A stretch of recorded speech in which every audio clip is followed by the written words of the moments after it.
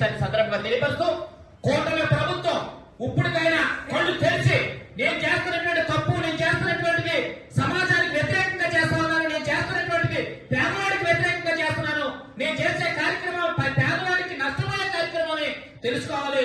ఒక పక్కన పవన్ కళ్యాణ్ గారు ప్రశ్నిస్తానికి సమాజానికి వచ్చాడు, ఆయన ఎక్కడ ఉన్నాడు అర్థం కాని పరిస్థితి.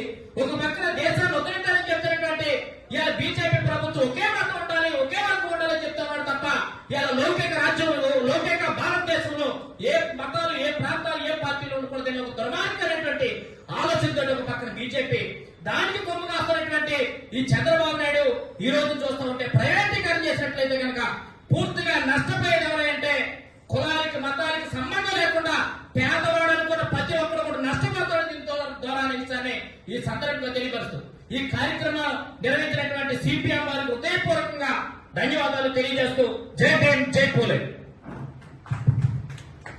వీరన్న గారు చెప్పిన విషయం వాస్తవం అండి. ఆయన ఒక మాట అన్నారు, కేవలం ఇదేదో ఎస్సీ, ఎస్టీ, బీసీ, మైనార్టీ ఏ కులం మాత్రమే కాదు, ఓసీ కులాలు ఉన్నటువంటి పేదవారికి కూడా వైద్య విద్య ప్రైవేటీకరణ అయితే డబ్బున్న వాళ్ళకి